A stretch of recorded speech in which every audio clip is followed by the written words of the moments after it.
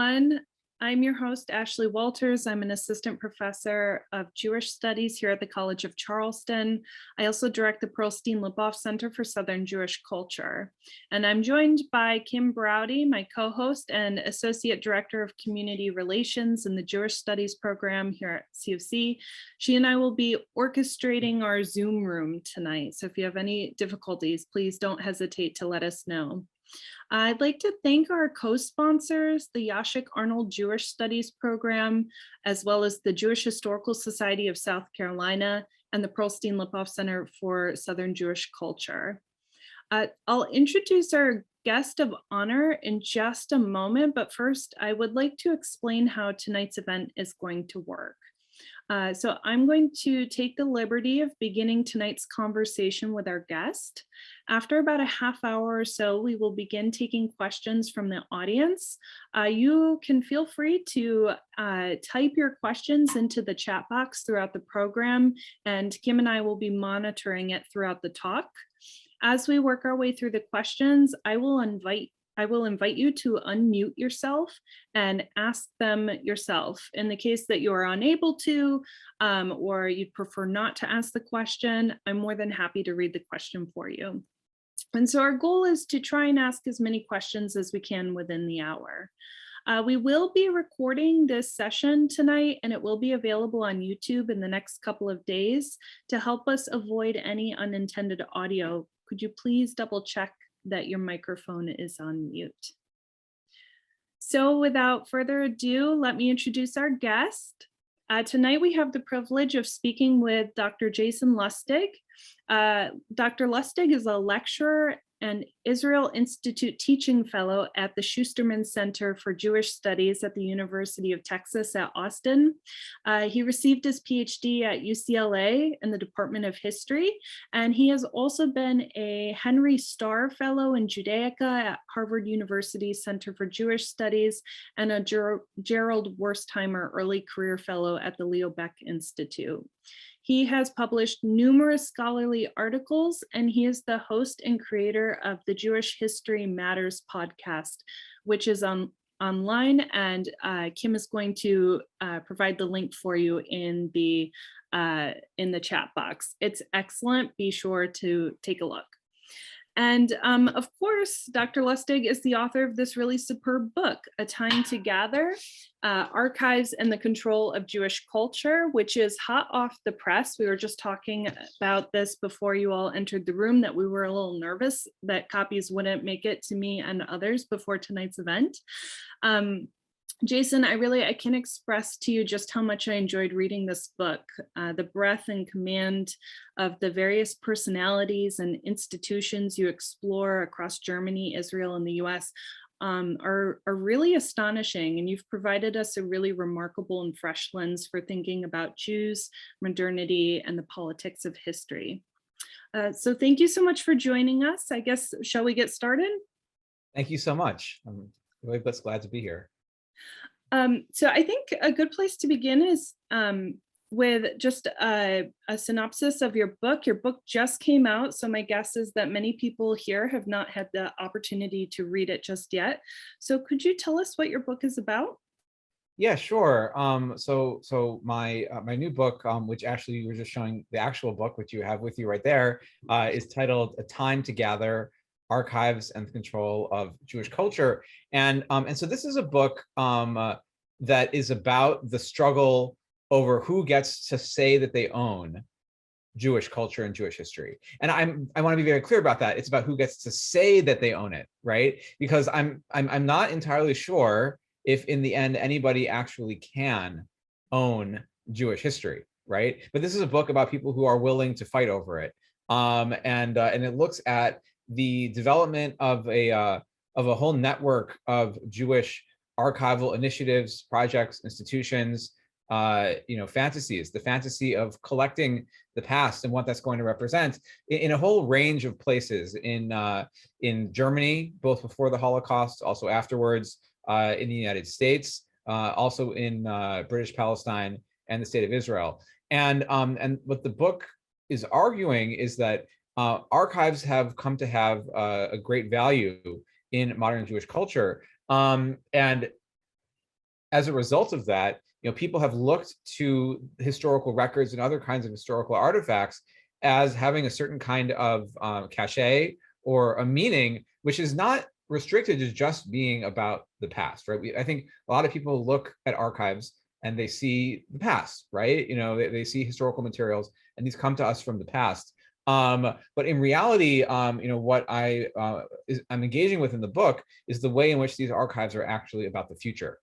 So when people are gathering archival materials and creating resources for research, it is very deeply connected with their own sense of self-identity, and also with they're thinking about what the future itself might bring. And this is a particularly potent set of issues in the context of the Holocaust, when we have Nazi looting of Jewish archives alongside all sorts of other kinds of cultural property, which was stolen by the Nazis, and questions of restitution. And these issues of where the archives are going to go after the Holocaust, it's both very practical, but it's also deeply symbolic in terms of thinking about the emergence of centers of Jewish life in the state of Israel, and its claim to be a Jewish state, as well as the development of Jewish life in the United States and beyond as well. So I could say much more about it, but I want to get into the questions. I hope this gives kind of like a brief overview of what are the stakes of what I'm thinking about in the book.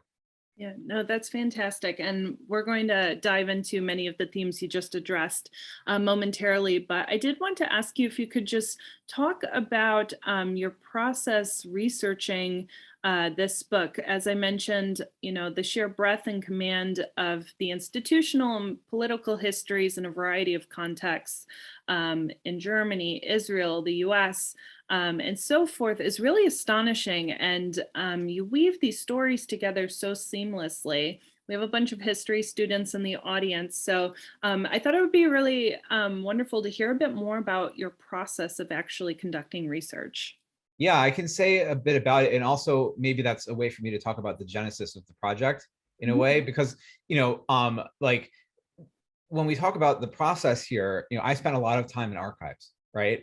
And I think that the origins of this project are in many ways connected with my own personal experience of doing work in archives and the amazing things that you can find there, right? And this is a project that in some respects, like if I had to write it now, if I had to start from scratch at this particular moment with COVID and all of that, I don't think it could be done because I had to travel so much for this project. For a number of years, I was traveling in various places in Europe. I was in Israel for almost a year. Also traveling to various archives in the United States, and so this project, if you want to think about the process, is built. It's kind of in a certain way the process is paradoxical, right? Because it's built on a deep engagement with the archival sources themselves, right? But also a critical approach to them, in terms of looking at these materials and always approaching them with a critical perspective. I think that's kind of like the heart of what we talk about, what we might talk about in terms of the so-called archival turn in the humanities and social sciences at large, which is I mean, I don't want to give a whole presentation or lecture about sort of the what do you call it? Like the historiographical aspects of this, but basically archives have become a hot topic in general, right? And I think that part of what is interesting about that development is the way in which scholars, and I count myself as part of this as well, have had a growing obsession with archives, right? But in a way, like it's a critical obsession as opposed to just some kind of romantic fantasization about them. So I think that I could speak more about sort of my process here, but I think that part of what I was trying to do here in a way was bringing together archival materials from a whole range of different archives that themselves were scattered, right? So like I was able to reconstruct documents where half of it was in Jerusalem and half of it was in Basel, right? And like things like that. And a big part of this as well is sort of my experience doing a whole range of archival research got me thinking about where I had to actually go to write the book in the first place. Like when at one point in time when I was working on my dissertation, when which this book is based in large part on the work that I did for my PhD, when people were asked, what are you writing about? Well, I would say, I'm writing about the fact that I had to go to live in Israel for a year in order to write about European Jewish history, right? And so it's this question of like, when you go to Germany, right? When you go to many places in Europe, so many of the materials that you might want to use to write about the history of Jews in those places just isn't there anymore, right? And so I think like this perhaps gives like a certain kind of light into both sort of how I went about the book and also the way in which the archival research process both gave me access to the materials which I wrote the book, but also a very kind of personal like insight into the actual scattering of all of these materials. Like, what does it mean to talk about a time to gather in modern Jewish culture? When in reality, what we see is that the archival materials of Jewish life are scattered all over the place. Yeah, and so this leads me to wonder if you could just talk a little bit. You mentioned before this kind of critical drive that scholars are feeling toward archives and that they take with them when they enter the archives versus a romantic one. And I actually wanted to linger a little bit on the romantic one for a minute and think about what exactly archives mean to a group of people that share an identity. And, what do they ultimately constitute for a community, particularly the communities that you're writing about? Yeah, so I think that that archives have the potential to hold great symbolism. And this is, in light of the somewhat paradoxical reality that most people don't actually go to archives, right? Yes. So you take, for example, the Center for Jewish History, right? Which is this archival institution, in Manhattan, right? And the vast majority of people who enter that building don't go up to the third floor, which is where the reading room is, right? So like archives, like the actual materials, right, in some way have a greater symbolic importance than their actual utility for research, in terms of the way in which there are going to be relatively few people, numerically speaking, who go and use them, right? So when I look at an institution like the Center for Jewish History, the importance of that institution, in addition to preserving historical materials, is that it places Jewish history on the map, right? When you're looking at the map of New York City, you can say the same thing about all these other archives. That the archive, there's a difference. You might say there are multiple layers, right? Between the actual archival materials themselves, the archival institutions, the other communal institutions with which they are connected. To kind of give some sort of concrete examples here, in one of the archives that I write about in the book is the Gesamtarchiv der Deutschen Juden, which was the central archive of the German Jews. It was based in Berlin from the early 20th century until it was dissolved in 1943 and confiscated by the Nazis. And so this archive was like a component of the wider Jewish communal infrastructure that was developing in the early 20th century in Germany. And it was a symbol of the centralization of Jewish life in Berlin. So like the question of sending materials to Berlin was about, it was about mirroring in a way the aspiration of German Jewry to participate in the broader centralizing process of Wilhelmine, of Imperial Germany, right? And it then led to ways in which these kinds of other communal struggles would play out as well.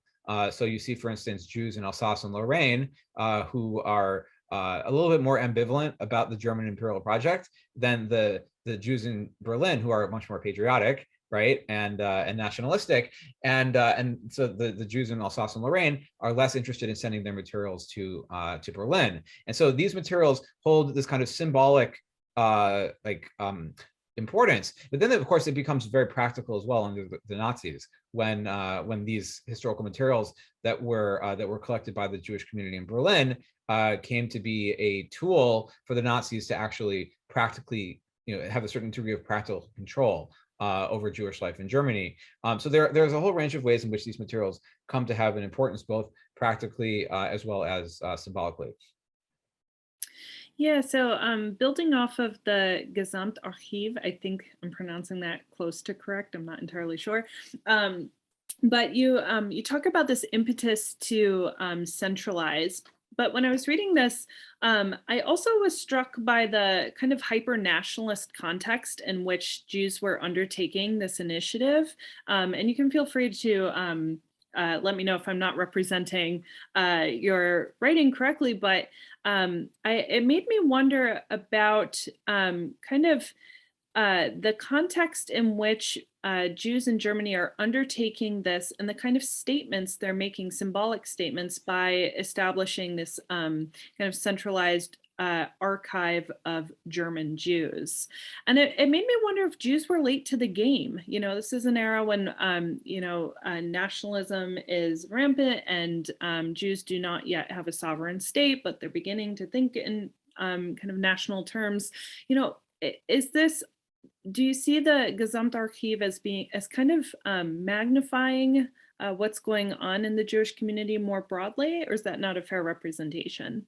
I think the term hypernationalist actually is very accurate, right? Which is to say that the German Jews at the Gesamtarchiv and also the other Jewish figures in other places have a deep nationalistic attachment to the places where they are living.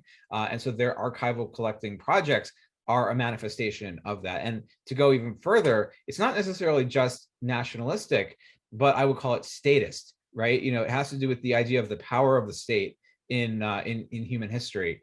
So the figure of Eugen Teubler, who was the founding director of the Gesamtarchiv, and his associate Georg Hurlitz, who would then later on go after World War I and establish the Zionist archives, which are now in Jerusalem. You know, to kind of give some context to this, you know, they both were drafted and they fought in World War I, right? You know, for Germany. And this, of course, is, you know, not particularly unique. You know, many German Jews fought for Germany, right? But the two of them in the broader cohort that they're involved with are deeply attached to the German national project.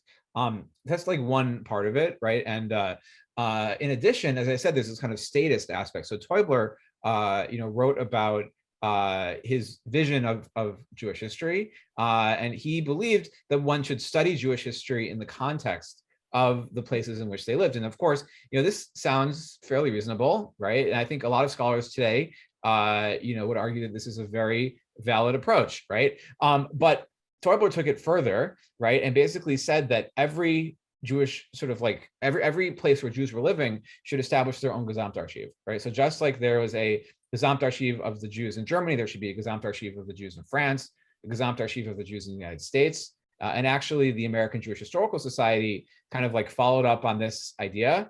Well, in a kind of roundabout way, they didn't actually do this in so many words, but you know, their librarian, one of their librarians in the late 30s and early 40s wrote numerous times about the idea of creating a Gesamtarchiv, you know, of Jews in the United States. So the terminology is kind of spreading as well as part of what we're seeing here. But essentially, Teubler's notion is that Jews everywhere should sort of like create an archive that's attached to the currently existing states in which they lived. And then, so that's like one aspect of this. But then when you go to the Jews in Jerusalem, the Jewish archivists in Jerusalem, also their collecting projects are deeply nationalistic in the sense that they believe that by bringing archival materials to the newly established state of Israel, that this is a sort of part of the nation building project. And then even for Jacob Rader Marcus, who was the founding director of the American Jewish Archives, which is in Cincinnati,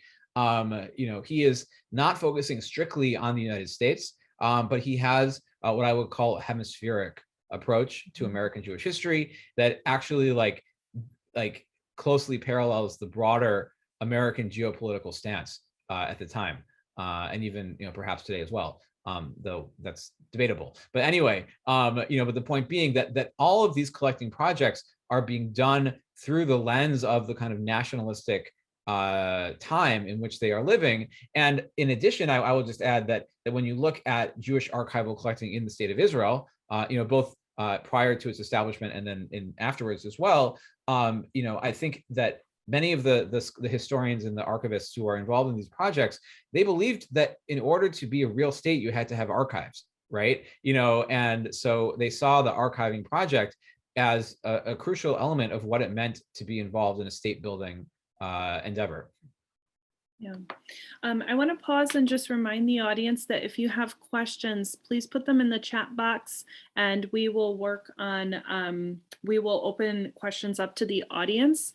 In the meantime, I wanted to kind of continue on the vein you were just speaking about. It's fascinating to think about how these different contexts, Germany, early state Israel, and early Cold War United States are so vastly different, yet a lot of the impulses are very similar. But one question I was left with when I was reading your book was, were the materials that each of these individuals going after, are they of a similar nature? You know, what was viewed as valuable according to these different institutions with kind of statist nationalist agendas?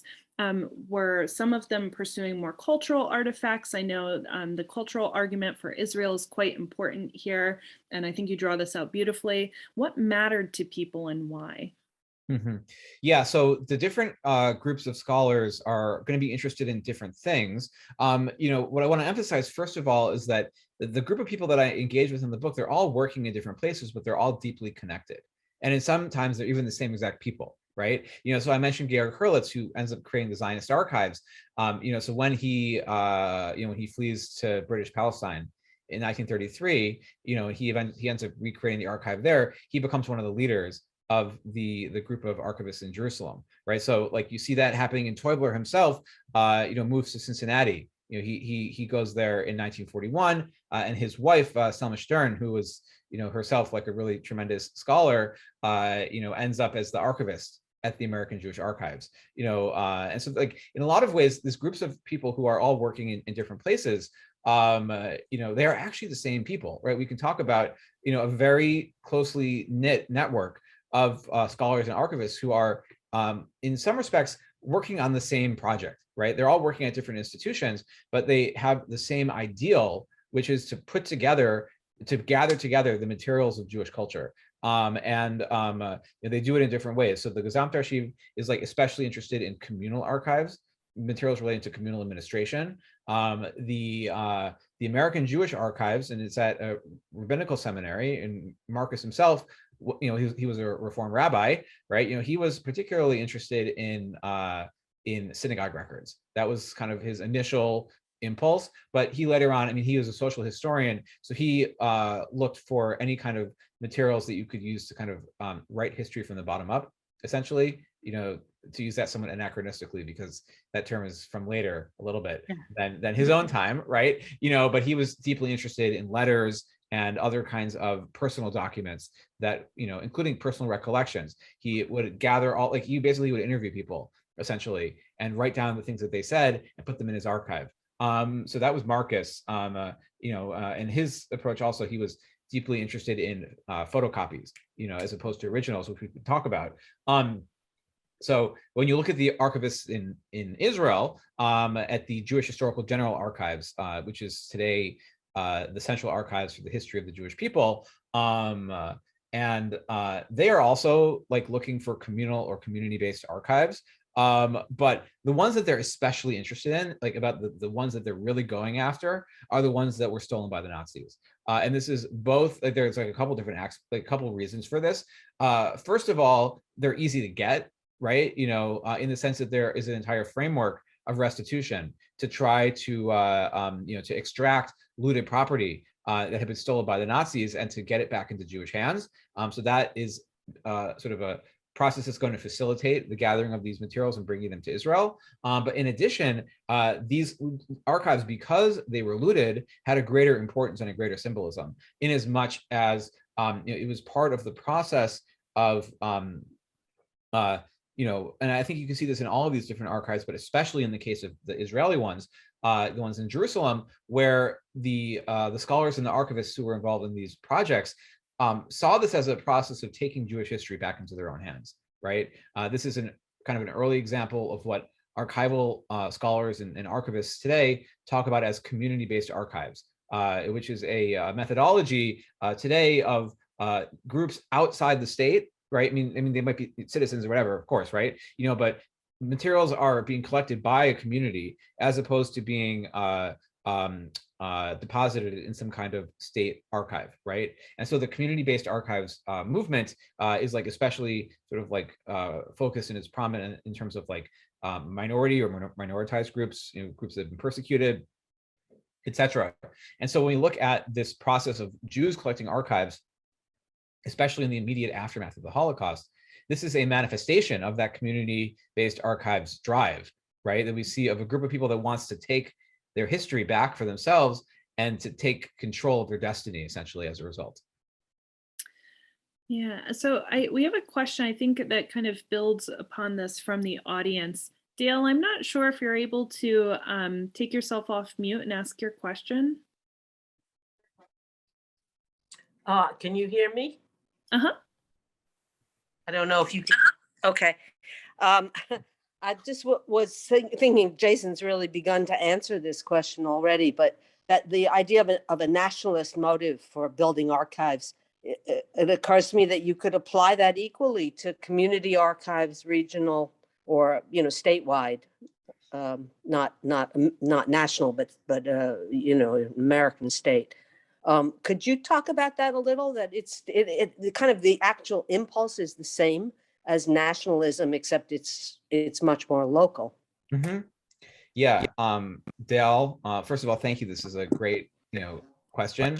I'm just so glad personally that you're able to come, right?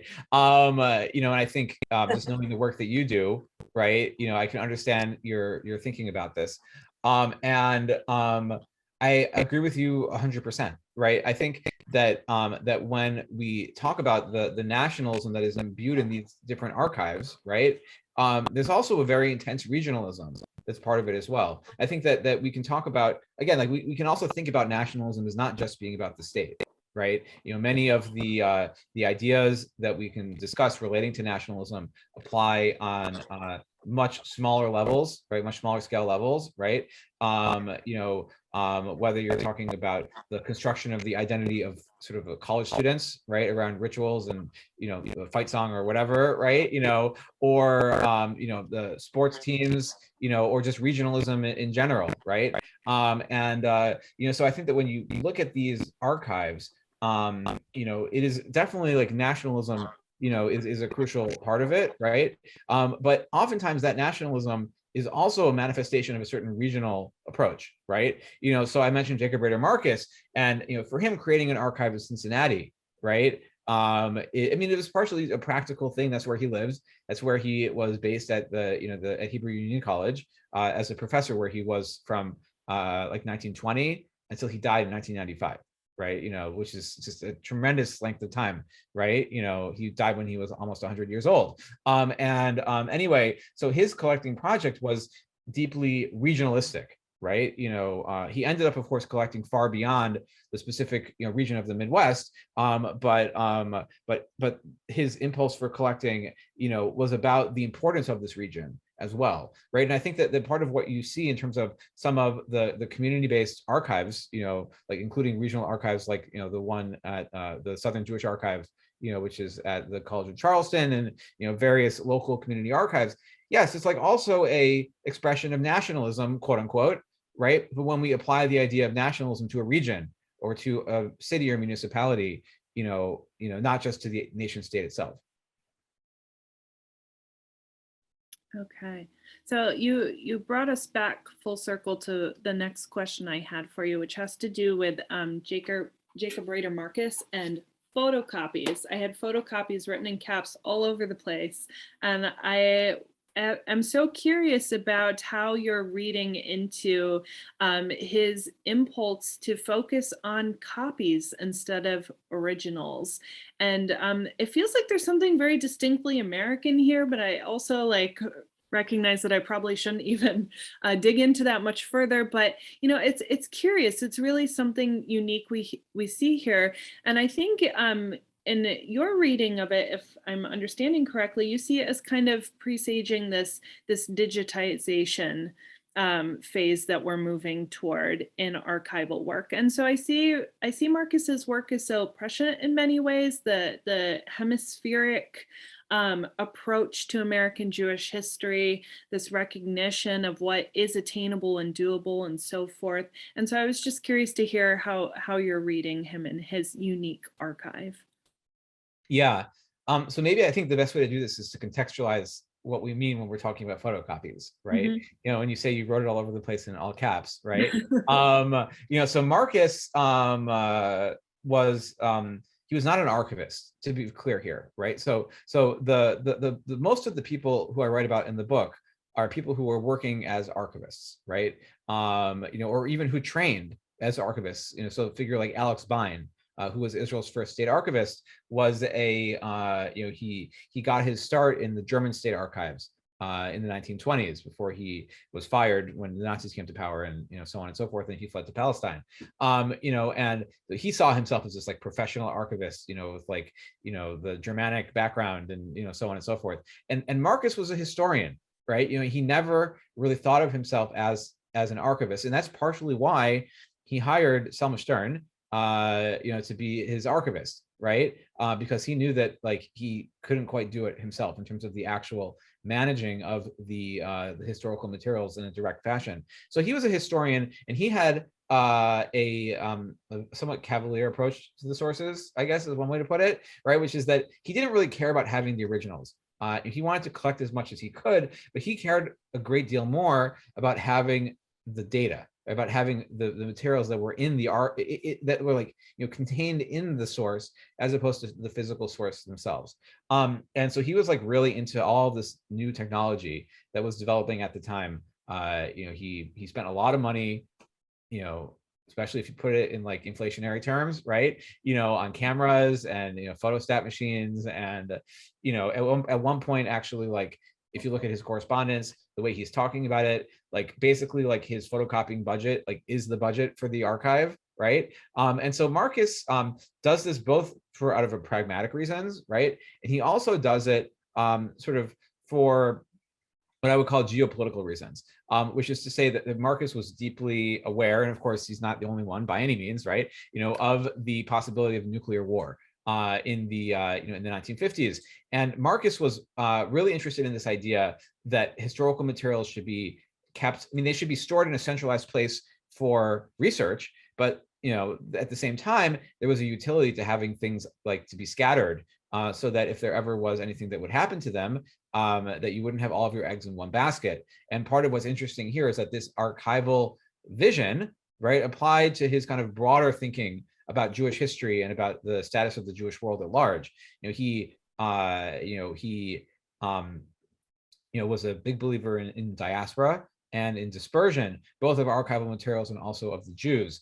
You know, and so in the 1980s, even, you know, he spoke publicly about like how he was afraid Israel wouldn't survive, and how dangerous it was to keep all of these valuable archival materials essentially within gunshot range, right? You know, of another army, right? And this is, I mean, in an earlier time, you know, prior to 1967, for instance, the Jewish Historical General Archives were actually at Yad Vashem, right? You know, so like, you know, there's a whole story here of how it moves from one place to another, you know, being there, like you could see over enemy lines, right? You know, from Yad Vashem at the time.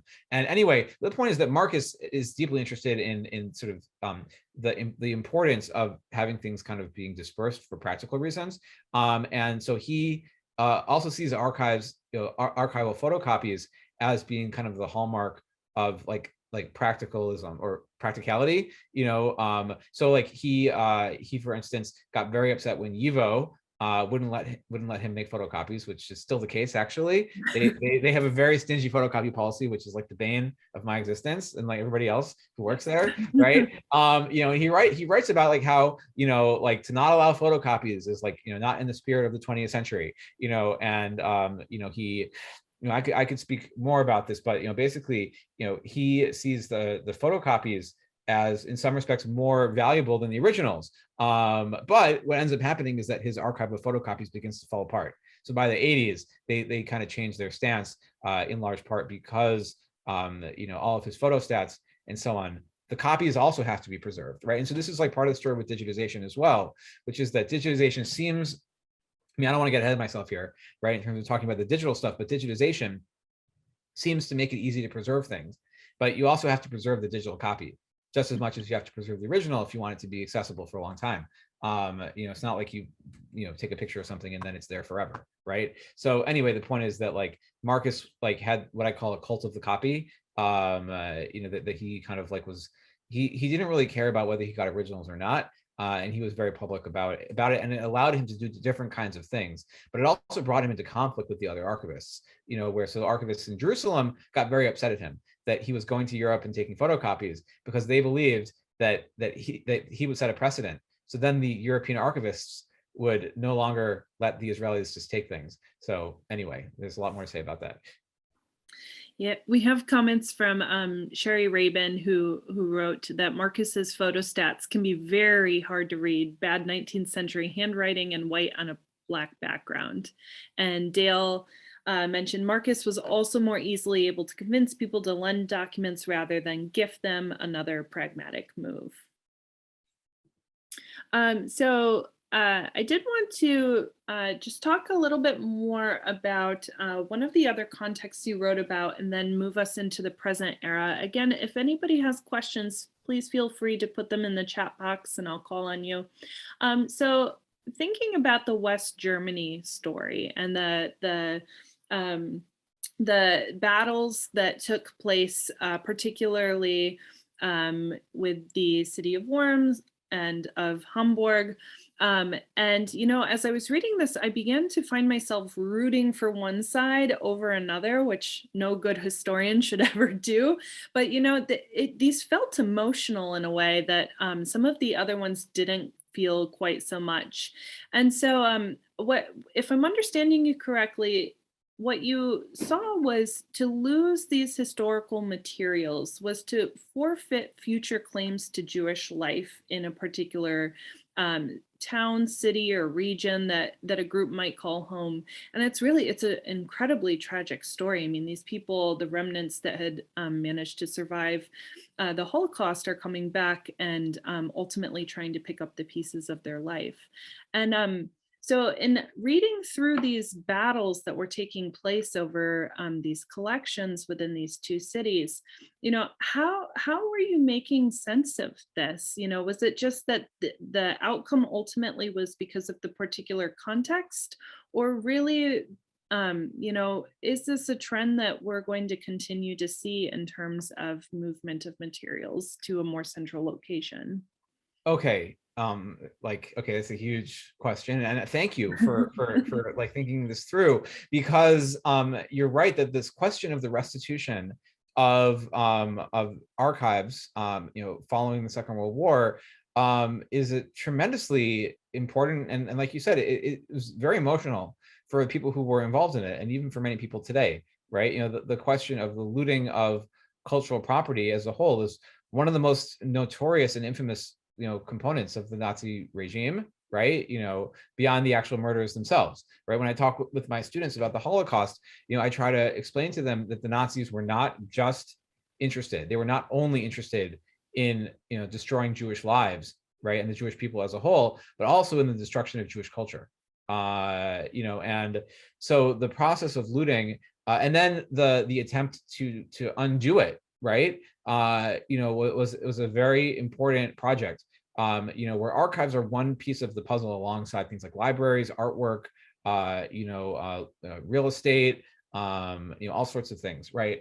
And so when you think about like what is at stake, for the question of restitution after the Holocaust, when it comes to archives, is that there are a couple things. One of them is it's a question of who does it belong to in the first place, right? Like when you talk about looted property which belonged to an individual, right? Like a piece of artwork or something else, you can try to return it to that person or to a member of their family or something like that, right? But if it belonged to a community, right? Who do you return that back to, right? Community is not a person.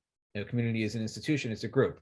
And so this question of who do you return things to was complicated in the case of things like communal archives and other kinds of communal property by its communal nature, and also by the fact that and this is of course the same kind of situation with a great deal of other kinds of looted property, that it's unclear who should be the ones to receive it. This is both a question in terms of like what if somebody's murdered, right, like you might give something to their to their children or something like that, right? But what if their entire family was murdered, right? Well, I mean, that's the situation we're talking about. And when you're talking about Jewish life in Europe, right, where so many people have been murdered and entire communities decimated, right? And when it comes to communities, as again, it's a different kind of a structure, right, for returning materials.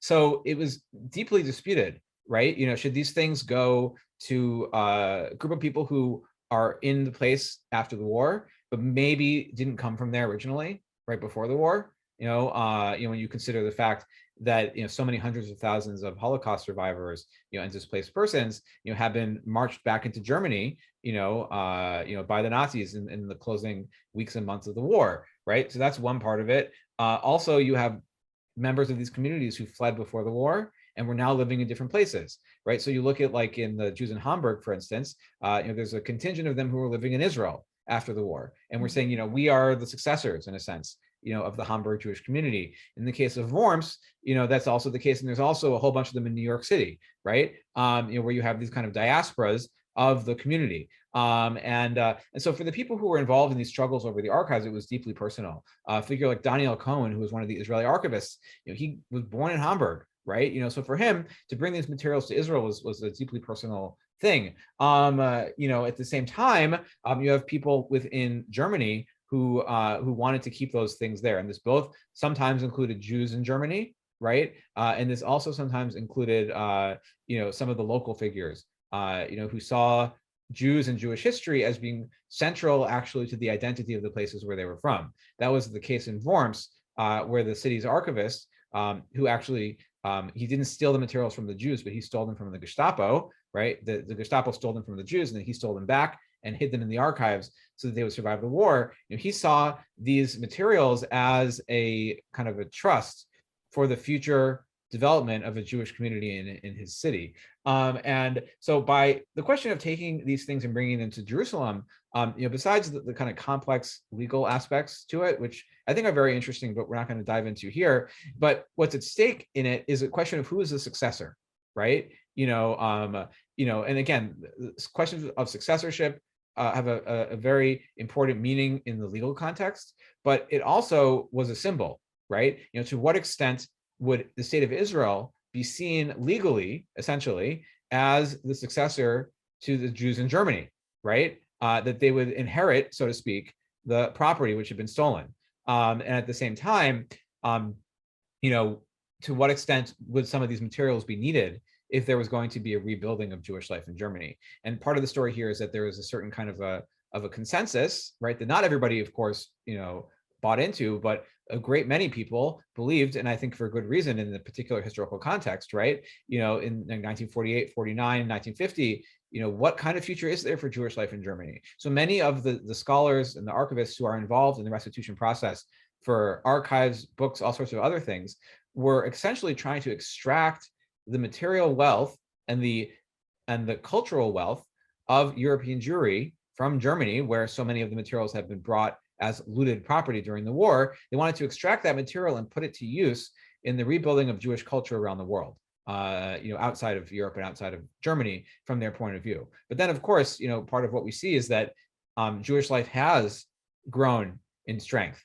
right, in Germany and elsewhere around Europe as well. So the sense that some people, like for instance Hannah Arendt, and Sela Baron to some extent, and other people who were involved in these, projects, who felt that basically we should essentially reapply the cultural wealth of European Jewry to the rebuilding of Jewish life elsewhere because there is no future, right? Well, that kind of hasn't played out exactly that way, because we do see an increasingly vibrant Jewish communities in many of these places.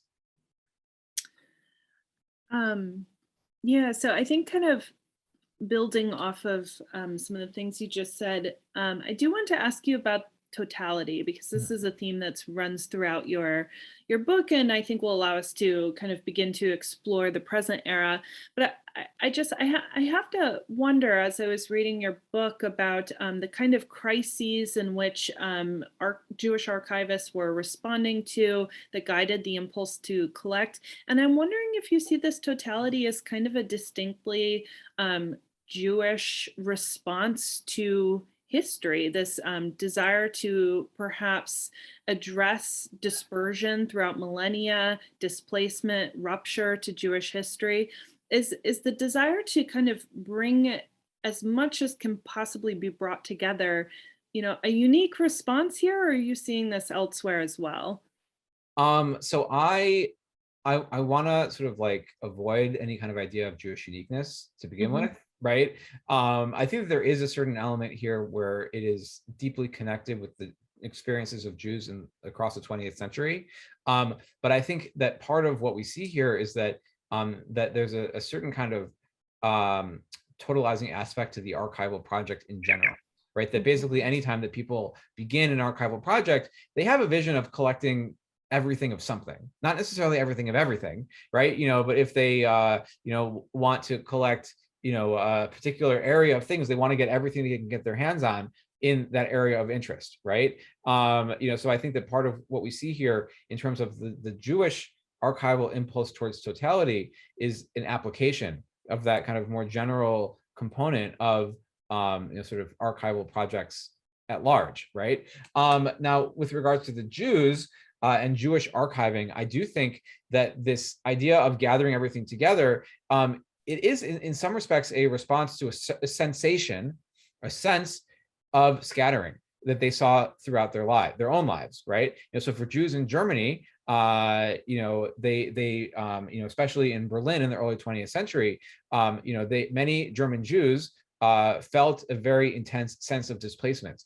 When you talk about mass migration, both immigration, but also urbanization, where you see Berlin sort of growing in terms of its Jewish population tremendously, basically where you see entire towns and villages, sort of being, I don't want to say emptied out because it wasn't entirely, right? But where so many Jews, are leaving, to come to Berlin in particular, right? So there's this intense sense of displacement there. And that's, of course, before the Holocaust, right? When you have, an even more powerful, and devastating kind of displacement, which is taking place. So I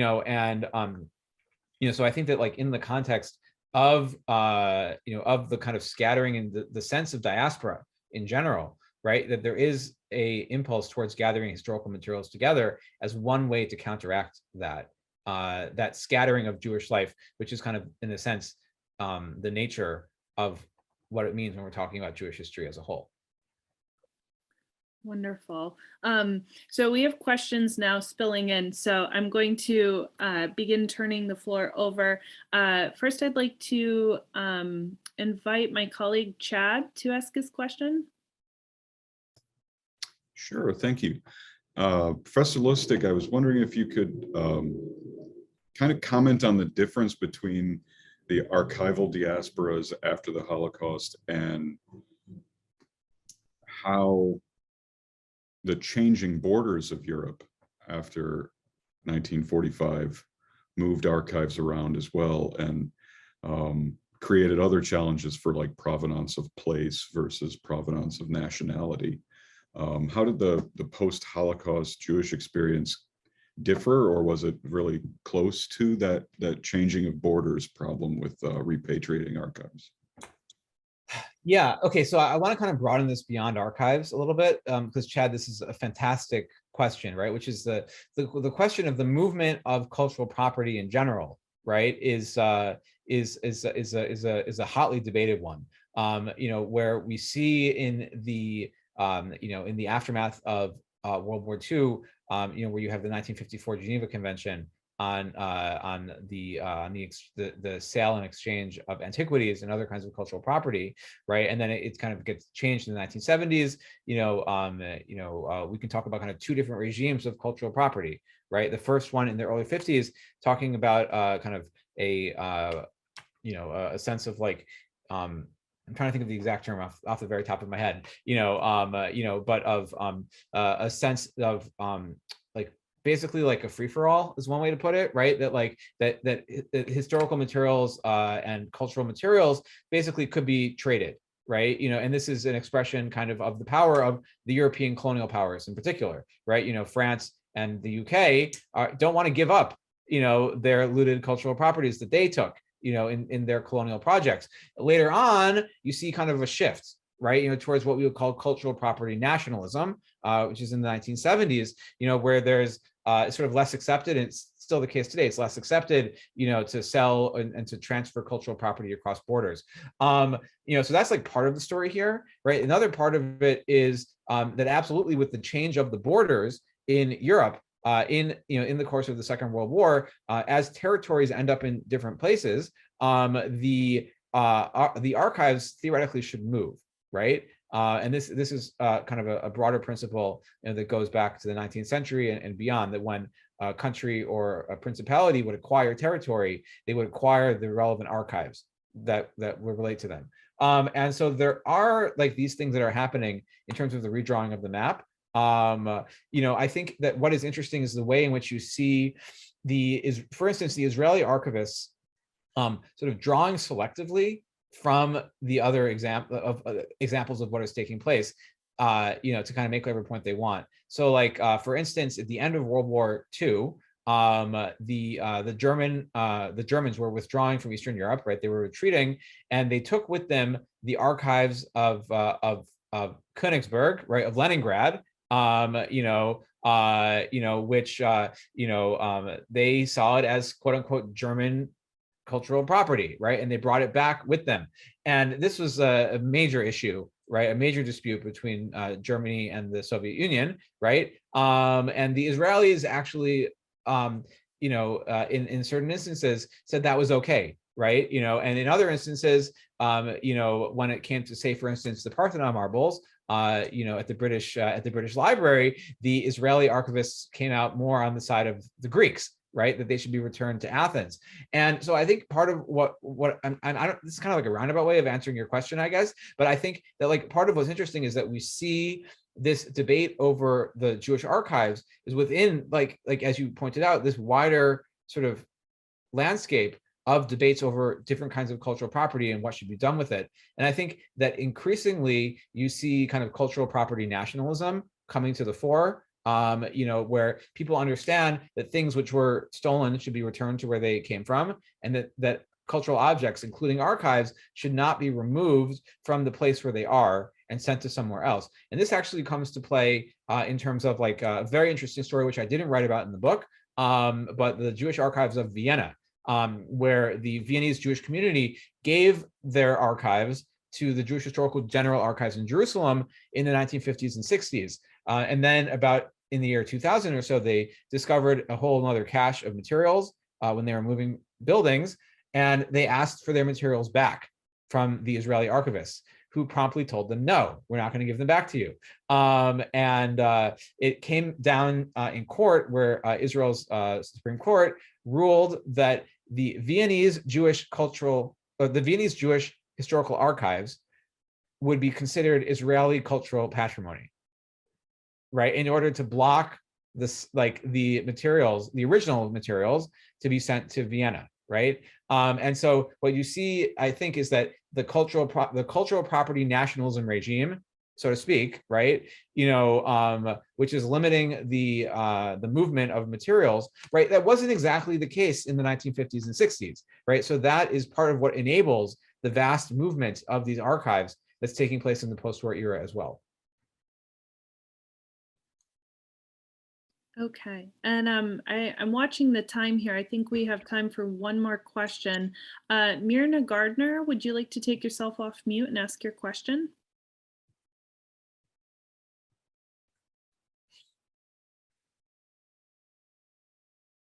Okay, for the sake of time, I'll just read it. Myrna would like to hear more about the robust Jewish communities in Germany and whether or not they're requesting that their materials be returned. This is a fantastic question, right? So I already mentioned, well, I mean, it's not Germany, of course, right? But I mentioned the Jews in Vienna, right? Who, for many years were fighting to try to get their materials back. I think that like there is a certain sense that it's just never going to happen, that these materials will be sent back to Germany. We do have much more robust Jewish communities today. And there are a number of notable archives that have been established in Germany in the 80s and in the 90s that I think actually are kind of a very important kind of evidence for understanding the reemergence and the revitalization of Jewish life in Germany. So in 1987, you have the creation of a Jewish historical archive at the Hochschule für Jüdische Studien, the seminary in Heidelberg. And you also so that's in Western Germany, and then in the early 1990s, and then officially opened in, I want to say, 1995.